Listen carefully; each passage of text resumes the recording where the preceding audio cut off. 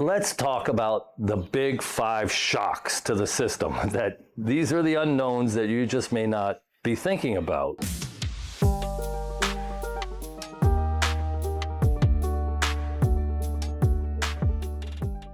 Planning on making a move to the Philippines? Think again.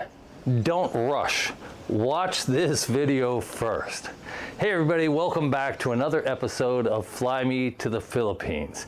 If you're planning to get off the couch and change your life and make your move to the Philippines, this video is for you. There's a lot of things you don't know until you come and you find out. Every week, I talk to a man who's planning to come to the Philippines. And every week I talk to a man who's come to the Philippines and found out what he didn't know. Some come for love, some come for peace, relaxation, some come to make their money go farther. But they all have one thing in common. They don't know what they don't know. So watch this video first. Before you book that ticket, slow down. Before you rent that apartment or condo, slow down. Before you follow that pretty smile to another island, take a beat. Yes, the Philippines is paradise, but paradise has rules. And if you learn those rules too late, it can cost you everything.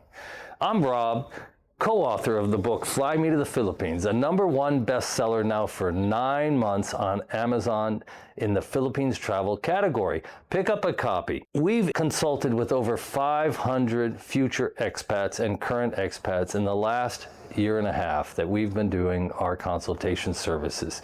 And we've learned a lot. And today I want to share that with you, the types of things that you could get wrong.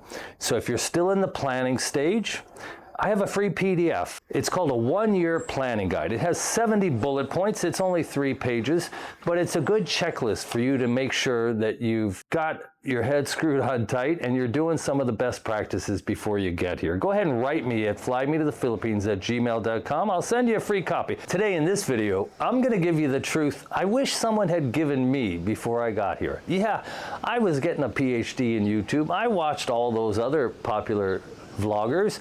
I made a hobby of watching all the vlogs I could, and I did learn a lot, but there's a category of items you don't really learn until you get here.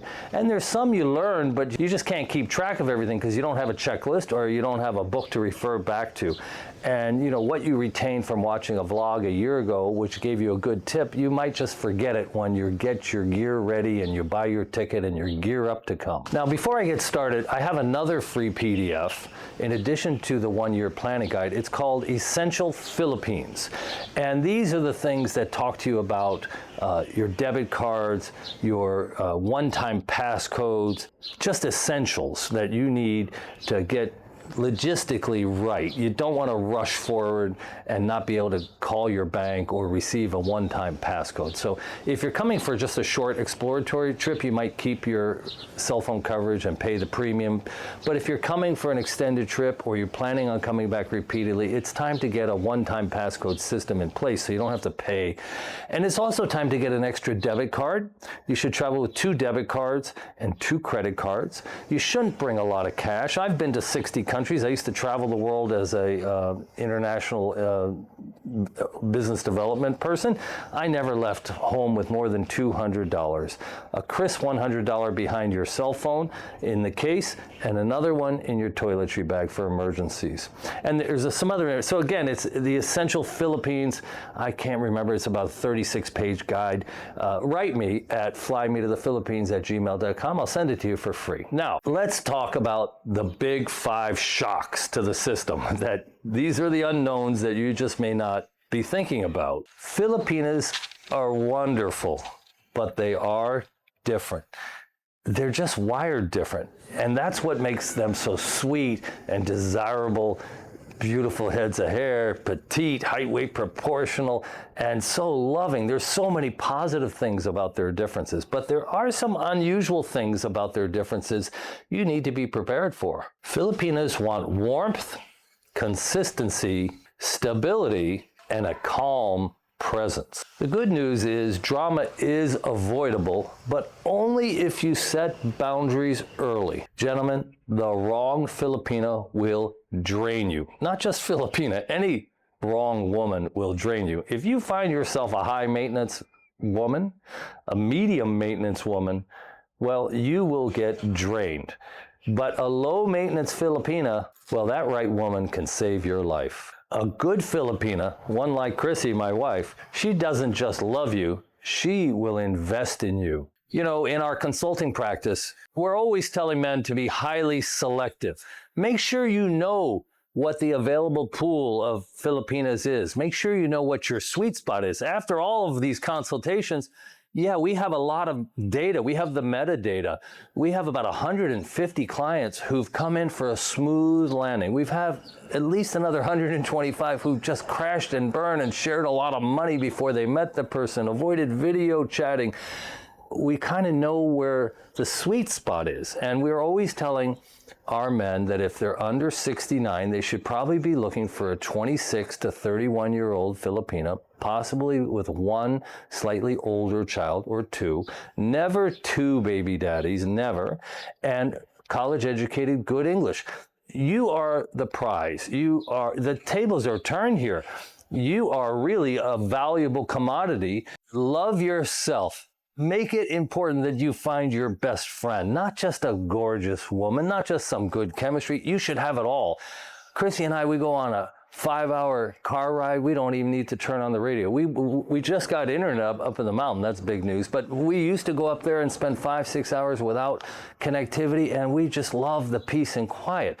And that's what this video is about.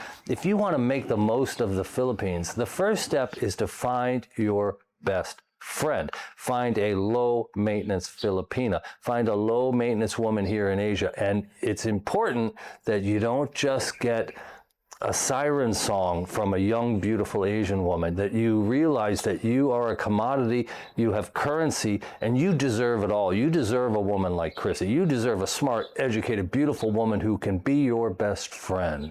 So proceed with that in mind. And if you just blow past that and the first pretty woman who starts to tell you you're handsome and your pointy nose is awesome, and you're going to bypass all her social media investigations and not really give much thought to what else you could have done, who else you could have met, what else the opportunities are, well, that's a huge mistake. We talk to a lot of men who've made that mistake. A lot of men who've made that mistake. When Chrissy finds out on their social media that there's traumatic, bad things happening, it's usually the men just blew past initially, and they invested so much in the first pretty face they met. You know, I have this video called the 12-Step Obstacle Course. It's really like a 12-step video game, but most of you guys don't really care for video games. And it's how to meet a Filipina. And in the first level of a video game, you have to avoid online, you have to avoid organized crime, you have to avoid bait online. In the second level, you have to spend 15 days video chatting a woman. She doesn't ask or accept any money. She doesn't hint. In the third level of the video game, you have to check her social media. It's right there in public information. If you blow past that and you don't look, well, shame on you. Level 4, you fly in to meet the Filipina in person for at least 3 weeks to make sure she's not running a long con and doesn't have 4 other men that she's chatting every day. That happened to me during the lockdown. I chatted 60 days. It wasn't until a 3-hour deep dive in social media I found out she was engaged in chatting another man every day for an hour. I had some good social media skills. I had run an internet company once. Most men don't have those skills. And if someone had knocked on the door or I'd received a text, I'd have said, 3 hours, I'm done. would have been that far away from finding the truth. And then there's lots of other things to find out. Toxic jealousy, tompo, passive aggressiveness, spoiled brat syndrome, health, dental health, physical health, family members' health, financial burdens you might run into with close family members. When you get here, are they calm? Do they help your mental health? Are they your best friends? Has she ever heard of Napoleon or even anything else of world history? Do you have anything to talk about? Or does she spend all her time on TikTok? Are you really compatible? So it's important that you really know your value and you approach this cautiously and don't rush the process.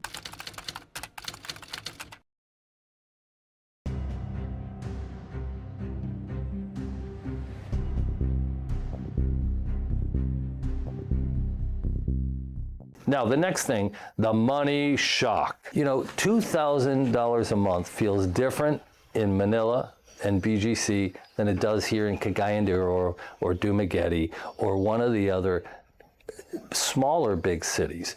And boy, when you get out to the province, it goes even further, your money. But you need to do your due diligence. You have to understand the different lifestyles available to you.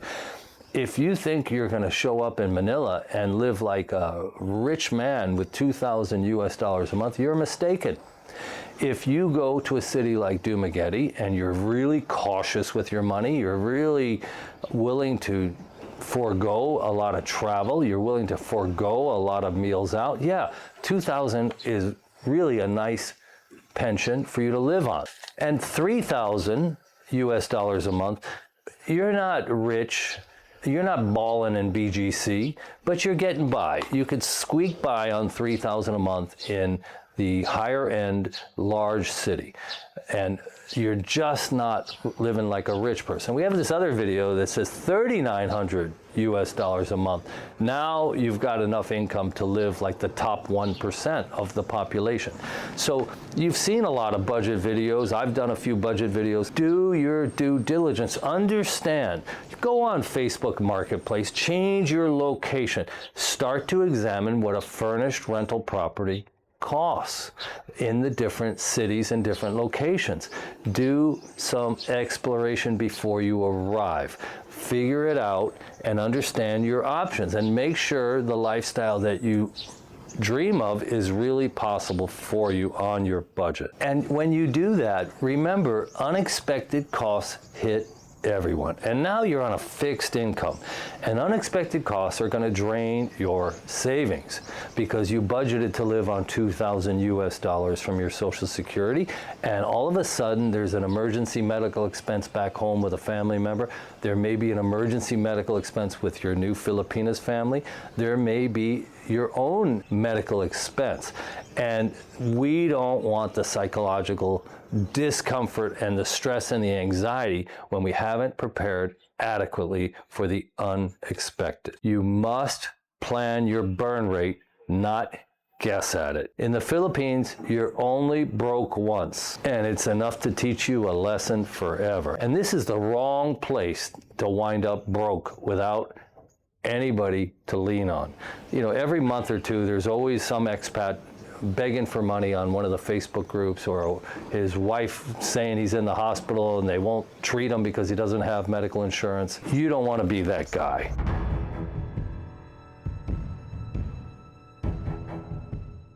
What about the daily shock of life here in the Philippines? The Philippines is loud, chaotic, joyful, and full of noise. And let me tell you, this was one of the biggest unknowns. You know, when you first come on an exploration visit and you're moving from beach town to BGC, and you're taking airplanes and you're in the airport and you're in hotels, you don't really feel it. You don't feel the noise and the chaotic nature of the country. But when you first rent a townhouse, a single family home, and now you have neighbors, and now you're living a Filipino life. You may have learned from watching our channel, we moved 3 times in 7 months. The second house, we thought we solved the problem. We got a very high-end single family neighborhood, vacant lot across the street, vacant lot next door, nice boundaries around the house, a really nice house. We paid about $800 per month. We woke up the first morning and our next door neighbor had 9 dogs and 3 fighting roosters. Now, you've heard me talk about this ad nauseum. Our previous house was so loud with construction and crying babies and a vendor across the street running a catering company.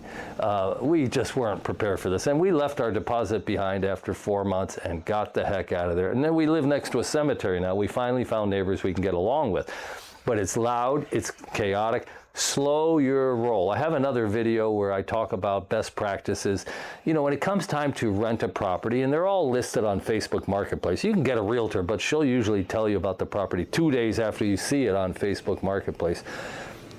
I recommend you ask the landlord if you can spend 2 nights in the property, like an Airbnb, Friday and Saturday night. You'll bring your own sheets. You'll not eat in the kitchen. You'll clean up when you leave. 48 hours, see how loud the property is. See if the water pressure is good. Are there water heaters in the kitchen sink, in the bathroom sinks? What is the temperature of the shower water? What kind of creepy crawlers are in the house? And you could have ants that are amigas, they call them here, black ants. You could have all kinds of critters. And your neighbors might have roosters, even though it's against the HOA regulations. And if they're a fighting rooster, well, every time that rooster dies in a fight, a new rooster will be introduced, and it will just crow back and forth with the existing Mike Tyson in the tent. It is bizarre. It's not like a regular rooster crows in the morning. So they could have farm animals. It's crazy what goes on. Some people break the HOA rules, and the HOA will not enforce it. So make sure that you negotiate the 2-month prepayment down to 1. Make sure, you know, most Filipinas, they just don't pay their last month's rent. They can't count on getting back their deposit. And normally, 100% of these Facebook listings, the realtors will write it 2 months deposit, first month's rent up front. You're a Western man, you have a pension, you can't be fired from your job because you don't have a job. Tell them you'll give them 1 month's security deposit, see what they say. And if they refuse, well, they're going to be very unreasonable as a landlord, okay?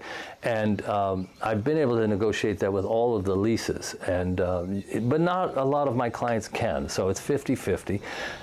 But boy, you better check the water pressure, and you need to find out if the neighbors are singing karaoke at 2 a.m. You need to find out what the barking dog situation is, and you need to find out if there's roosters nearby, if that's important to you, so slow your roll. In the Philippines, traffic patterns will define your happiness. Now, fortunately, I'm retired, and I don't need to go to S&R/Costco at 8 a.m. on a Monday morning, and I don't need to go at Friday at 5 p.m. I can kind of pick and choose my times. And we have 3 private schools here in Uptown CDO that if you make the mistake of going down the main road when they drop off, lunchtime, or pick up, you're going to be kind of miserable. So you don't want to let the traffic ruin your happy retirement existence. You don't want to live someplace where the traffic, like Cebu City is a nice place, but the traffic is insane. I have one client, he found a beautiful suburban house, and he's got a backdrop almost like mine.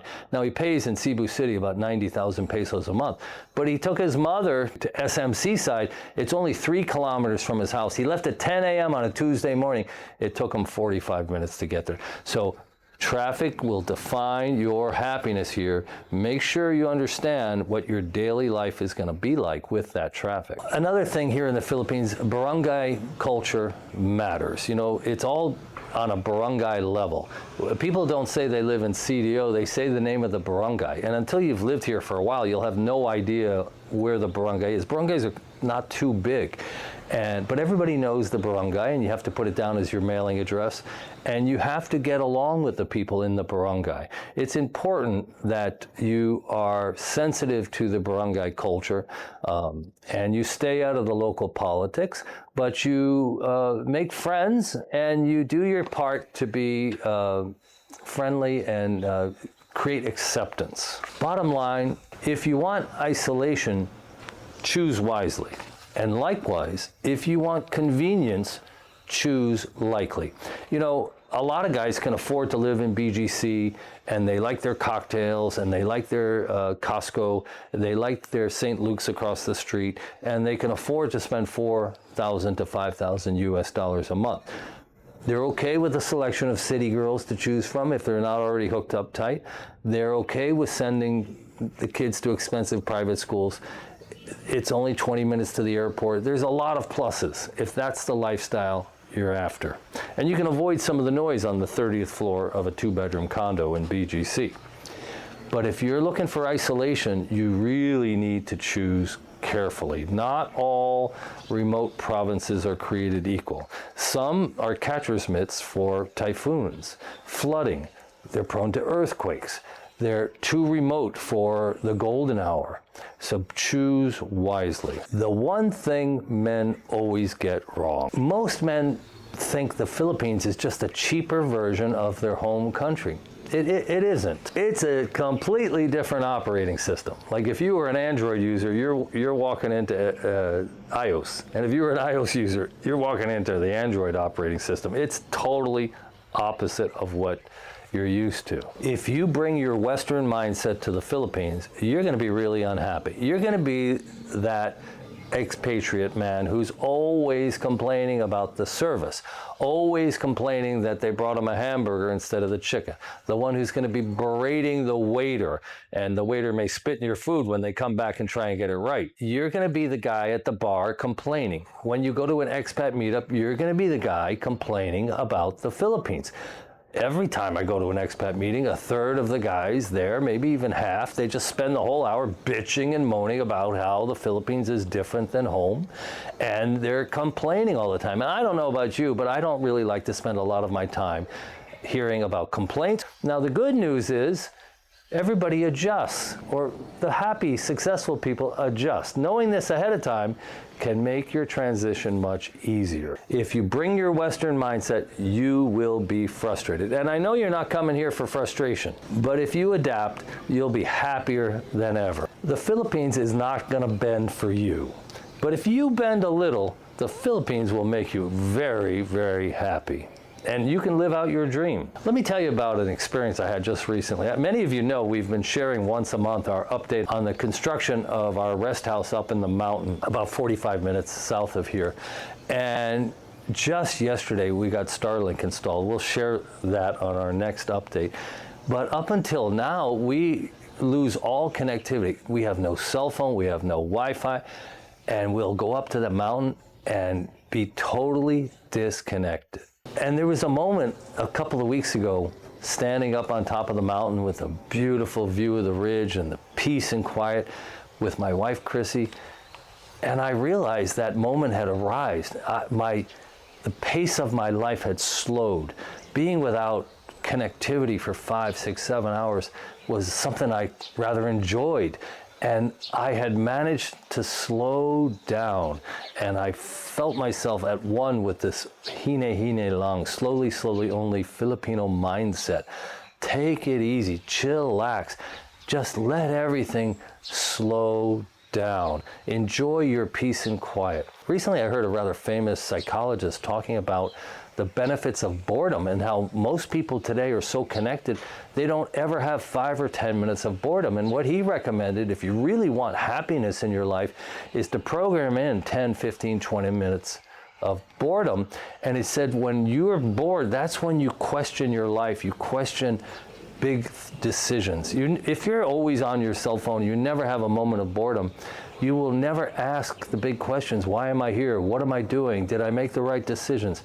But when you create boredom in your life, you will reflect on the most important things in your life. I found it quite profound. And the other day on the mountain, there I was, just totally relaxed. I came to the Philippines to meet a woman like Chrissy, yes.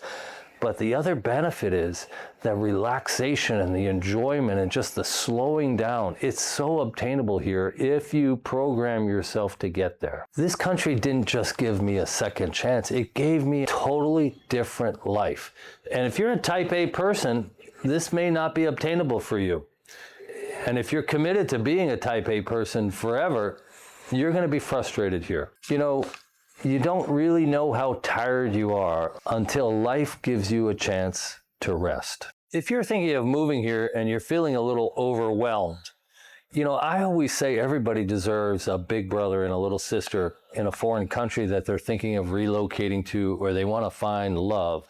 And that's how I treat the 500 men that I've consulted with. I just treat them like they're my little brother. And Chrissy is integrated into these consultations like a little sister, whether it's travel advice, how to get from point A to point B, recommending Airbnbs and hotels, how to organize your plan, how to react to a Filipino who's kind of giving you some questionable information, or maybe you feel ghosted, maybe you feel like you're not sure what you're going forward towards, take a look at our consultation calendar and reach out to us. We'll talk to you. If you want help avoiding traps, we can save you days, weeks, months, and maybe even years in finding success.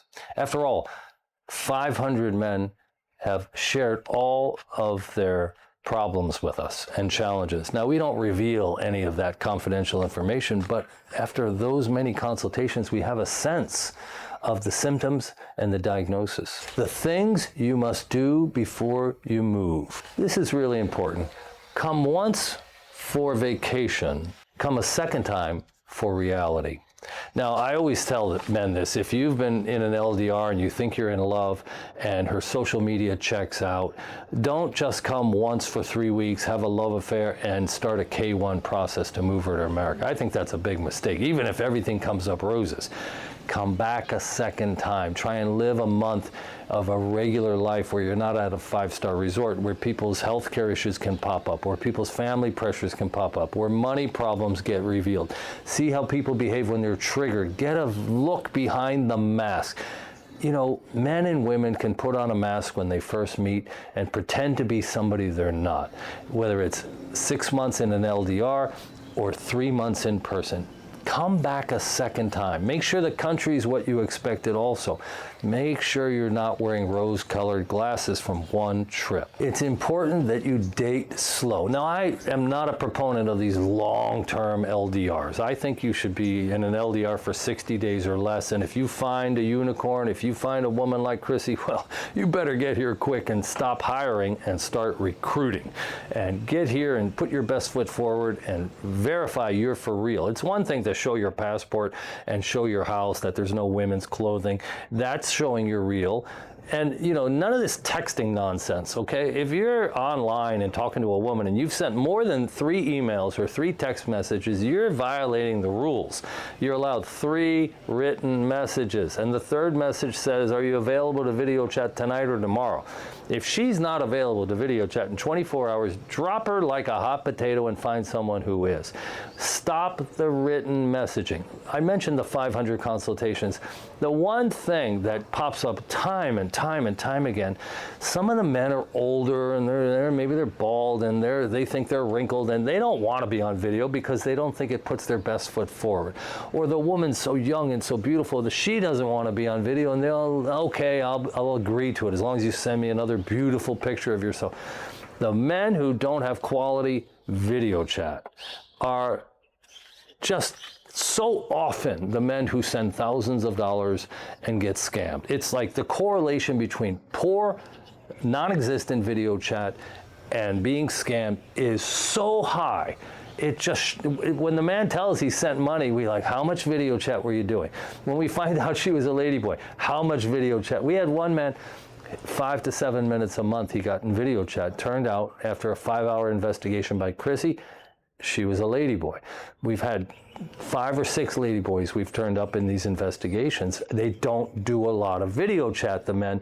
The men who sent even $100,000, men have admitted to us, they've sent no video chat. To repeat, you're allowed 3 written communications. The 3rd one is, are you available to video chat? She's got a giant pimple on her forehead. You give her 24 hours to clear it up and video chat you.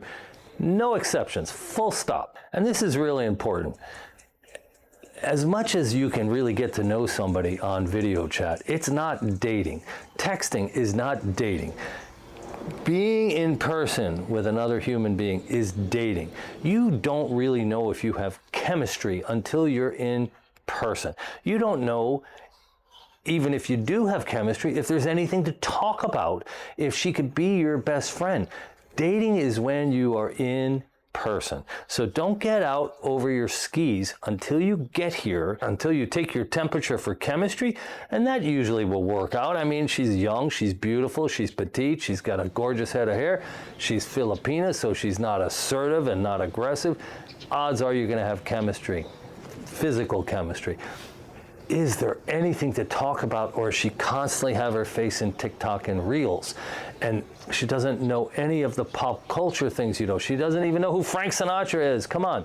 You really need to know whether she's educated, her English is proficient, a good conversationalist. You deserve a best friend. Slow your dating roll down. Don't get out over your skis. Make sure the woman is not just 21 years old and cute. Make sure she's intelligent, mature, worldly, speaks good English, and you are a match. It's really important you slow your roll on dating. Now, I mentioned I have that 70 bullet point plan about preparations, a one-year plan that you can have for free if you email us. And one of the things it talks about is, get a little bit of medical preparation. It's really important that before you come to the Philippines, you get your act together. Lose some weight. Be prepared to burn the candle at both ends. You're going to meet a woman, 28, 35 years old, young, vibrant, physical. You're going to want to keep up. You're going to do zip lining. You're going to do all kinds of crazy canoeing and kayaking and waterfalling. Make sure you put your best foot forward, even before you go online. Lose a little bit of weight, go see a doctor, get a health checkup, start eating right, and be prepared when you get here to avoid the fatty, greasy food and the inexpensive alcohol. Don't bring your bad habits here, because the cost of alcohol and food and everything, it's just going to make those habits worse. Everything has sugar in it. Be prepared. Financial reality. It's really important you know your burn rate. I don't know about you, but I've gone on vacation and I've had a budget and I usually break it. And when you come here to retire, it's important that you stick to your budget. So know your burn rate. Don't just assume cheap. Assume different. There's a lot of things here that are cheap, but they're maybe not what you want. They're just different. And getting cheap here could be, not a good way to look at things. So I want you to think about having a financial cushion. You need at least 6 months of financial cushion. Let's talk about immigration basics. I get a lot of clients, they want help with the SRRV visa or the investor visa. And I'm like, slow down, slow down. The tourist visa is available for 3 years.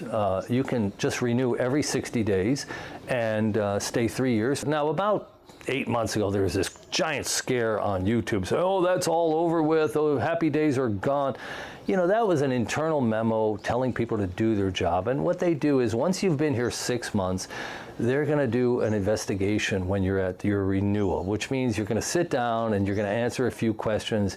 If you're in a long-term relationship, they're going to interview your Filipina. Chrissy was asked if I was a wife beater or an alcoholic and told that she was responsible for my good behavior, stamped my visa.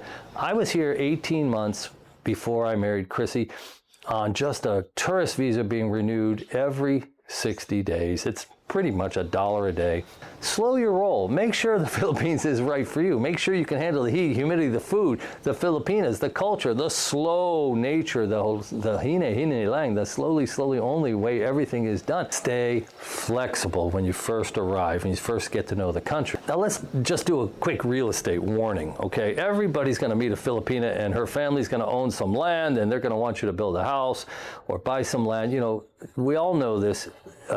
You can't own land if you're a foreigner. Now, you can own a corporation, 40% of a corporation, and that corporation can buy land. There are some people who will lease you land, but really it's very rare to find anybody who would lease you land for more than 10 years. You could put land in your girlfriend's mother's name, and she could simultaneously lease it back to you for 25 years with a 25-year option. If it's your wife, it doesn't really work, but if it's your girlfriend, you could lease that land while you buy it and have rights to the land. And then I did a video about a month ago where I talked that it's really unusual here in the Philippines. You can have title to the house and she can have title to the land. So if you have a prenuptial agreement, you can title the property on the land as yours, and you can be put on the title. So if she tried to sell it behind your back, the buyer would see clearly on the title that you had to be a signee for a sale.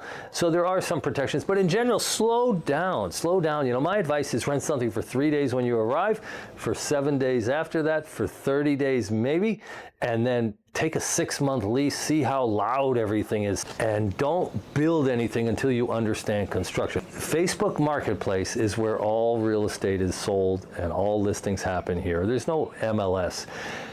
Be careful. Facebook Marketplace is full of dreams and full of disasters. You can't undo a bad real estate decision in the Philippines. You can only endure it. Emotional readiness. If you're running away from something, the bad news is it's going to follow you here. If you're ready to rewrite the script, if you're looking for a fresh start and you're not bringing baggage with you, well, the Philippines will open every door. Take my word for it. I've been here almost 3 years. I found Chrissy. We have this life together. It is amazing, and I encourage you to go forward.